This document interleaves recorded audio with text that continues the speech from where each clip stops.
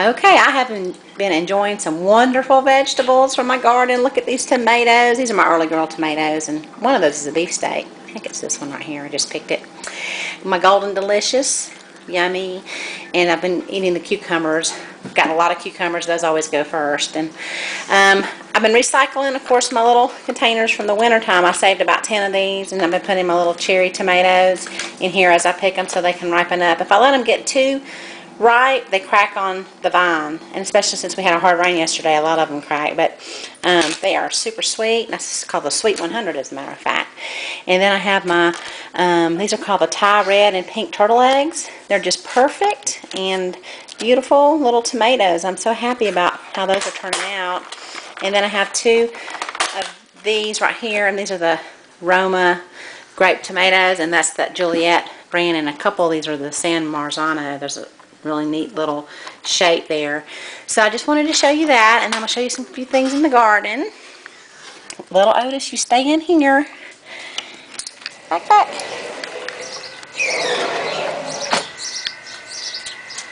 My messy porch. This is where I keep all my gardening stuff. By the way, Marshall's is a great little place to get watering cans. I love the little watering cans I get there. Now my lens is fogging up. Oh, fun. Okay, we'll see if that helps it. Alright, so here it is. And my lens is fogging up. Sorry, guys. I only have a few minutes where I can do these each day, and I cannot actually make these perfect, but I just want to show a few things. This is my corn. If you can see it on here, it is just sky high. It's really high up there. And I never did get a chance to cover it with the little veil like I was hoping to do. This in here is some beautiful red silk on this corn plant. And let me wipe my lens one more time. Hopefully it's adjusted out here. Okay, I think that's much better. That beautiful red silk on that corn. I saw that today. It was really sunny and it was so pretty. That's the Country Gentleman corn I got from Baker's Creek. So I'm real excited about how that's turning out. I've got just so many tomatoes, and this is my little Sweet 100 plant here. And we had a good rain last night. I've got a lot of them here that I need to trim off. This is every day I need to take a few of these limbs off because they yellow on me. It's a real fragile plant too. I guess because it's just the kind of plant it is. And I've covered up just about every one of my tomato clusters. I notice every time I dump, once it's red, it's gone. Little birds and squirrels know exactly where to get their tomatoes around here, and that's my garden. This is the type red egg. Look how beautiful the little tomatoes are. This is the type pink egg. Like this is one of those I'm trying that's supposed to be good for hot and humid climates. So it seems to be doing well. It seems to have stopped growing. Almost like it's a determinate, but I don't know. I mean, I've got a lot on there, and I grew 4 or 5 of them, so I'm not disappointed at all. A lot of peppers coming up in here. You can't see anything in here, but there's a bunch of them in there. Got some cucumbers. This is my cucumber plant.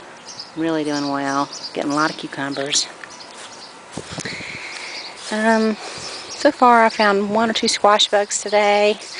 I need to spray again. Just that neem seed oil through my garden. It's due for another spray.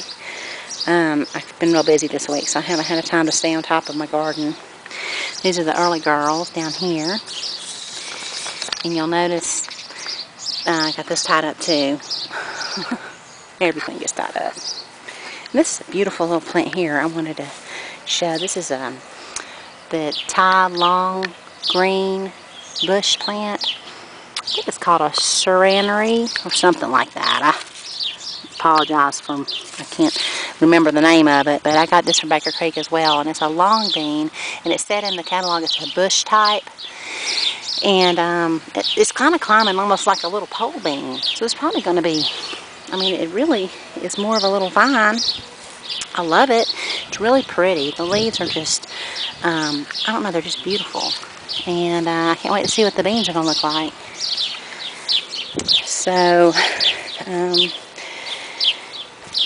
just got a lot of, another Juliet back here, and Golden Delicious here, and another Thai red egg here, and lots of little clusters just ripening up. I'm going to go ahead and enjoy all these now, because after June I probably won't get any more. Another little Golden Delicious there. My little boy is, every morning he's ready to come out here and just pick away. He can't wait to come out to the garden and pick tomatoes. So we are having a great time. Show you how everything's growing in together here. That's my little cantaloupe patch.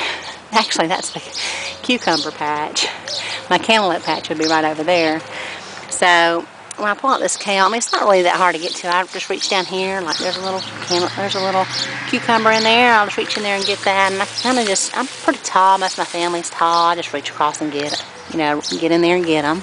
That's how I access each one of the little boxes in the middle. I'll just come through here, and I can get in here, and I get in here and get these little tomatoes over here too.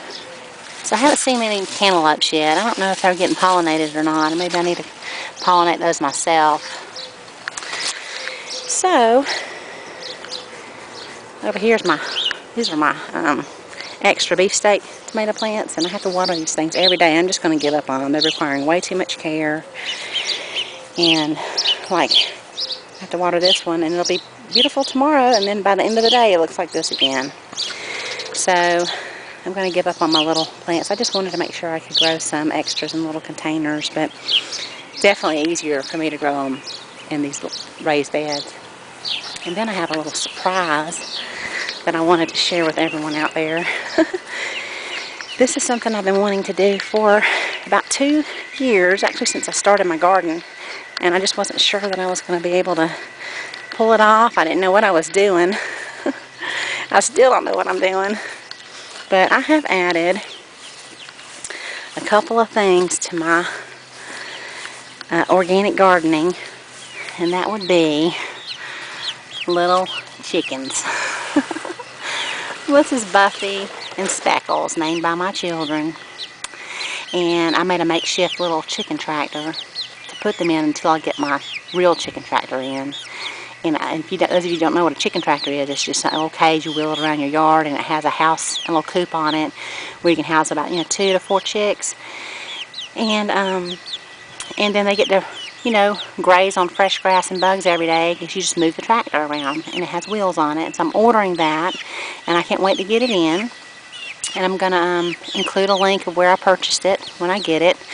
But the bigger part here is that, I have these chicks. I just picked them up. They're about 7 weeks old now, so they're really big for 7 weeks. I don't expect them to grow so fast. They grow very fast. And I've got a lot of stories to tell about my chicks, but for now, I just had to make sure I could get eggs without a rooster, because I don't want a rooster, and I don't want them waking up the neighbors and all that stuff. So I'm planning on getting some pretty eggs this probably November, December. And they seem to be enjoying their little, this makeshift tractor that I did out of just a little bookshelf, a little shelving unit. Wrapped some chicken wire around it and took the second shelf and made a little lid, which like I said before, I said that I'm not handy at all. So I just use binder clips to hold everything together. And so that's my little lid. And I go down there and give them a little water on those little feeders I got at like PetSmart, And this little stick, they like to sit on it and roost on it. And they poop a lot. Apparently, that's how they keep cool when it's really hot. So they drink a lot of water. And I basically would just move this around now that it's gotten all nasty down there under that grass. I moved it this morning. I'll move them again. Come here. Chickadee. It's funny how you'll start to call your chicks and stuff. Come on. Let's move.